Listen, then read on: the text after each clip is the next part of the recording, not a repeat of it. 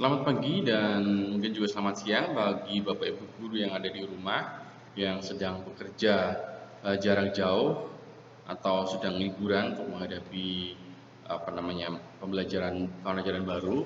Pada kesempatan kali ini saya ingin membagikan kepada Anda semua bagaimana Anda akan memulai membuat satu kelas dengan Google Classroom. Mungkin sudah banyak Bapak Ibu guru yang memakai Google Classroom dan tentu saja itu merupakan hal yang baik. Tapi dalam kesempatan kali ini saya juga ingin berbagi kepada guru-guru atau Bapak Ibu guru yang memang tidak memiliki basic untuk mengelola kelas dengan Google Classroom dengan baik atau mungkin sangat awam sekali. Maka saya akan membantu untuk menjelaskan bagaimana sih caranya membuat kelas sejak awal, kemudian bagaimana nanti mengelolanya. Maka pada kesempatan kali ini saya ingin mengapresiasi bagi banyak guru-guru yang sudah mau berjuang untuk mengenal fitur-fitur yang ada di Google dan juga Google Suite dan juga beberapa aplikasi yang mungkin sudah digunakan. Maka saya akan mencoba memulainya. Mari kita buka new tab di sini. Nah, biasanya kalau halaman ini Anda belum login ke email, ini tidak ada, abaikan. Jadi biasanya masih harus login atau sign in ke email Bapak Ibu masing-masing. Nah, karena saya sudah membuka email, saya tinggal mencari fitur di mana Google Classroom itu berada. Mari kita coba dari sini klik bagian titik 9 ini. Ini ada tampilan menu-menu untuk pilihan fitur yang ada di Google. Kita akan mencari di bagian bawah ini. Ini ada Google Classroom di sini nih. Nah, ini bisa Bapak Ibu lakukan dengan sini atau bisa juga Bapak Ibu lakukan dengan cara mengetik Google Classroom dan dia akan dibawa pada halaman pencarian seperti ini. Nah, saya akan coba masuk lewat sini saja. Kita akan klik Google Classroom. Lalu Anda akan diajak melihat tampilan berikutnya dengan interface Google Classroom. Nah, kalau Bapak Ibu sudah pernah membuat kelas, akan ada tampilan seperti ini. Tapi kalau belum membuat sama sekali, maka akan tidak ada tampilan apa-apa. Maka kita akan membuatnya dengan cara demikian. Coba diklik plus. Nah, kalau dalam bahasa Inggris ini ada namanya create class, lalu join class, yang di bawahnya ini create class. Karena punya saya setting bahasa Indonesia, maka tampilannya menjadi gabung ke kelas dan buat kelas. Maka pilihlah buat kelas. Lalu kemudian ini ada term condition, dicentang aja, kemudian lanjutkan. Nah, Anda dihadapkan pada pilihan awal untuk membuka dan membuat kelas. Ini semuanya wajib diisi, yang bagian awal ini. Nah, biasanya saya menyarankan kepada Bapak Ibu guru untuk membuat kelas berdasarkan kelasnya dulu, bukan mata pelajarannya. Misalnya seperti ini, kita tuliskan saja kelas 8A. Mata pelajarannya Bahasa Indonesia. Nah, pada bagian ini silakan Bapak Ibu isi dengan nama Bapak Ibu sendiri sebagai guru pengampu. Misalnya Ibu Sinta. Kemudian mata pelajarannya Bahasa. Ruangnya bisa Bapak Ibu sesuaikan dengan ruang Bapak Ibu berada. Kalau misalnya dinamain ruangnya 8E, 8C, atau 8A. Kalau kelasnya Bapak Ibu muter-muter, biasanya tidak menempati satu kelas, bisa dituliskan dengan nama ruang. Misalnya ruang A1 gedung 2 misalnya. Atau nama yang lain-lainnya. Lalu klik buat.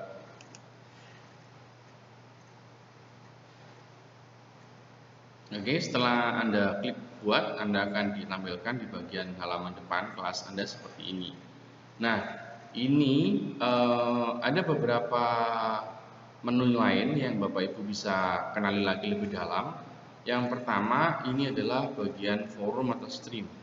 Kalau di bagian ini, Bapak Ibu bisa menuliskan di bagian ini. Ini untuk menuliskan pengumuman, kemudian discuss dengan para siswa, kemudian membuat survei singkat dengan para siswa, mendiskusikan sesuatu tanpa harus membuat tugas. Jadi Anda bisa tuliskan di sini di bagian ini. Nah, kalau Bapak Ibu mau menuliskan tugas di kolom bagian tugas di bagian ini.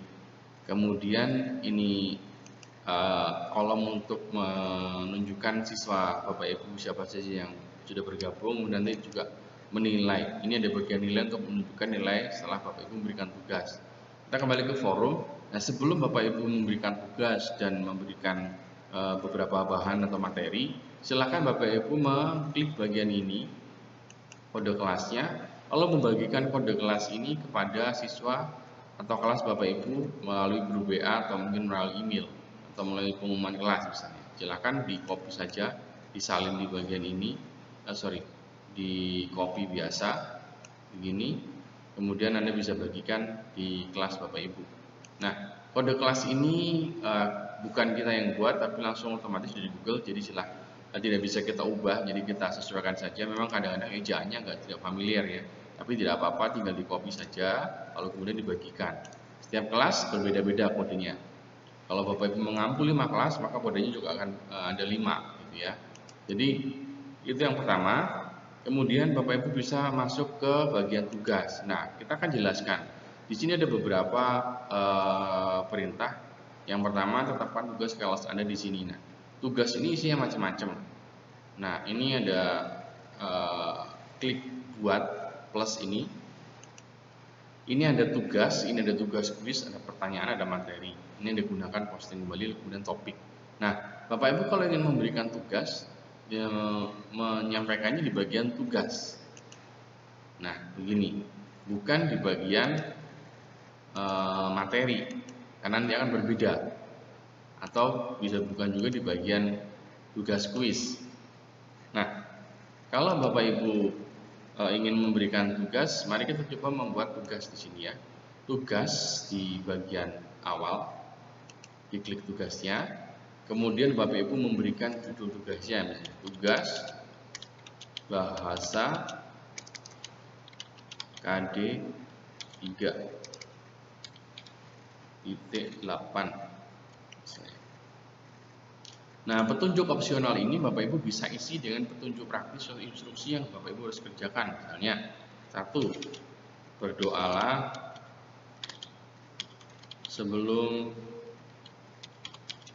mengerjakan tugas. Kedua, misalnya tugas dikerjakan pada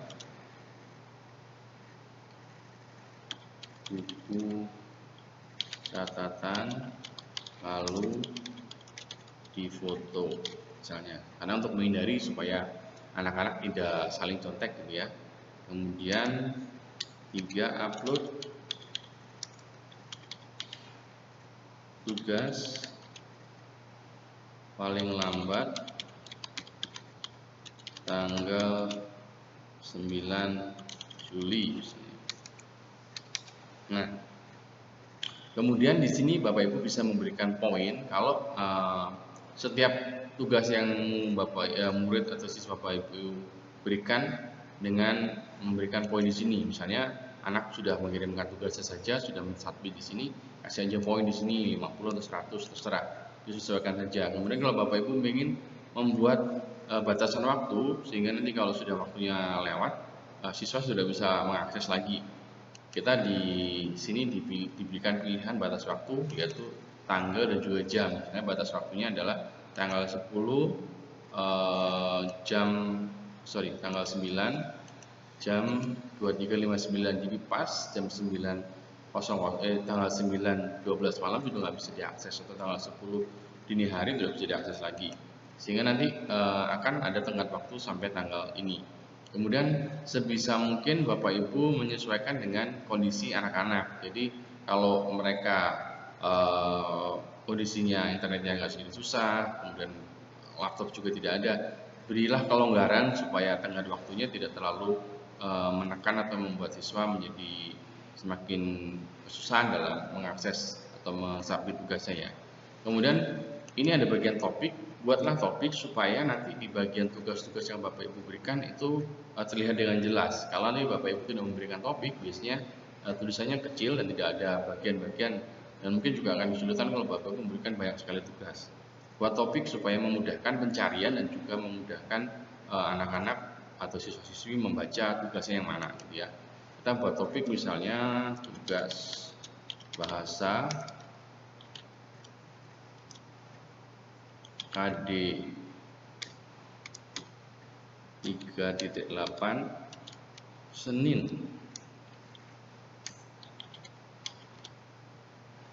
5 Juli. Saya begini. Nah, rubrik kosongin saja, biasanya saya tidak membuat ini, jadi dilewatin saja. Lalu kemudian klik tugaskan. Atau kalau Bapak Ibu mau posting jadwalnya di hari berikutnya, dijadwalkan seperti ini. Sehingga nanti kalau pas tanggal 5, Anda misalnya membuatnya tanggal 1 ya, sekarang gitu ya, nanti tanggal 5 sudah muncul sendiri di Google Classroom-nya siswa-siswi yang Bapak Ibu ampu atau di kelas Bapak Ibu. Nah, kalau Bapak Ibu ingin membuat tugas ini untuk seluruh kelas, tidak hanya kelas 8A, Anda bisa memilih banyak kelas yang sudah Bapak Ibu buat dengan cara mengklik seperti ini. Nah, kalau sudah diklik seperti ini, nanti akan semua kelas bisa masuk, tapi tidak bisa dijadwalkan karena lebih dari satu kelas. Nah, kalau cuma satu kelas bisa dijadwalkan dengan cara yang tadi. Kalau Anda mengupload semua kelas atau minimal kelas yang Bapak Ibu ampu, misalnya ada 6 kelas, jadi tidak bisa dijadwalkan. Jadi tinggal disesuaikan saja mana yang mudah. Kalau Bapak Ibu memang memberikan tugas hanya satu kelas, ya jadwalkan saja atau mungkin langsung ditugaskan. Jadi seandainya itu tidak dijadwalkan, langsung aja tugaskan seperti ini. Nah, nanti akan muncul halaman dengan jelas sekali topiknya di sini, tugas bahasa KD 38 Senin 5 Juli 2020. Nah, apa bedanya kalau kita tidak membuat topik? Kalau tidak membuat topik, misalnya seperti ini, tugas bahasa, lalu tidak pakai topik, munculnya berbeda Bapak Ibu. Nah, ini kelihatan kecil-kecil. Kalau kita bikin lagi nanti mereka nggak melihat di bagian mananya, karena tidak ada penanda. Kalau Anda punya membuat topik, akan memudahkan siswa untuk menandain, oh ini tugas ini gitu. Jadi per layer begitu. Jadi silakan Anda menyesuaikan mana yang lebih mengefektifkan cara Bapak Ibu mengajar ya. Nah, ini untuk memberikan tugas. Kemudian jangan lupa tadi yang saya katakan, kalau Anda membuka kelas, Anda juga harus meminta siswa-siswi bergabung dengan cara memasukkan kode tadi. Nah, kalau sudah bergabung nanti akan terlihat di bagian anggota. Ini bertambah. Ada siswa-siswa yang ada di sini. Nah, kalau sudah ada berarti siswa-siswi Anda sudah masuk ke kelas Anda. Jadi seperti itu.